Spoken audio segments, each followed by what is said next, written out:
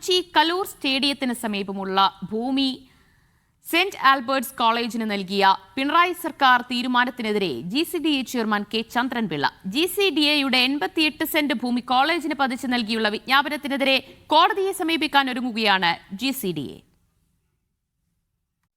Saint Albert's college സർക്കാരിന് നൽകേണ്ട 1.81 കോടി രൂപ പാട്ടക്കുടിശ്ശികയും എഴുതി തള്ളിയിരുന്നു. നിയമസഭാ തെരഞ്ഞെടുപ്പിന്റെ വിജ്ഞാപന ദിവസമായ 2026 മാർച്ച് 15 തന്നെയാണ് സർക്കാർ ഉത്തരവ് പുറത്തിറങ്ങിയത്. ഈ ഉത്തരവിനെതിരെയാണ് CITU അഖിലേന്ത്യാ സെക്രട്ടറിയും മുൻ MP-യുമായ ചന്ദ്രൻപിള്ള ഇപ്പോൾ രംഗത്തെത്തിയിട്ടുള്ളത്.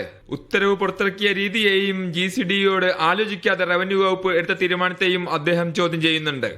ഈ കഴിഞ്ഞ മാർച്ച് മാസം 15-ാം തീയതി ഇടതുപക്ഷ ജനാധിപത്യ ഗവൺമെന്റ് സെന്റ് ആൽബർട്ട്സ് കോളേജിന് 83 സെന്റ് അനുവദിച്ചുകൊണ്ടുള്ള വിജ്ഞാപനം പുറപ്പെടുവിച്ചു.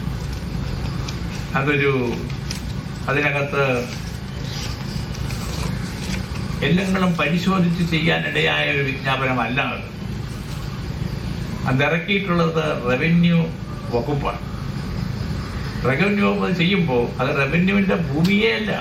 1983 1.89 ഹെക്ടർ ഭൂമി സർക്കാർ ആൽബർട്ട്സ് കോളേജിന് പാട്ടത്തിന് നൽകിയത്. 2016 തെരഞ്ഞെടുപ്പിന് മുമ്പ് ഭൂമി അന്നത്തെ സർക്കാർ ആൽബർട്ട്സ് കോളേജിന് നൽകി ഉത്തരവിറക്കിയിരുന്നു. എന്നാൽ 2016 അധികാരത്തിലെത്തിയ ഇടതു സർക്കാർ ഈ തീരുമാനം പിൻവലിച്ചു. വിഷയം പഠിക്കാൻ മന്ത്രിതല സമിതിയെയും നിയോഗിച്ചു. ഈ നിലപാടിനെതിരായാണ് 2026 മാർച്ചിൽ ഭൂമി സൗജന്യമായി നൽകിയത്. ഇതിനകത്തുള്ള ഈ പ്രകടമായ പോരായ്മ ഞങ്ങൾ ചോദ്യം ചെയ്യാൻ പോവുക, ഞങ്ങൾ കോടതിയിലേക്ക് പോവുക.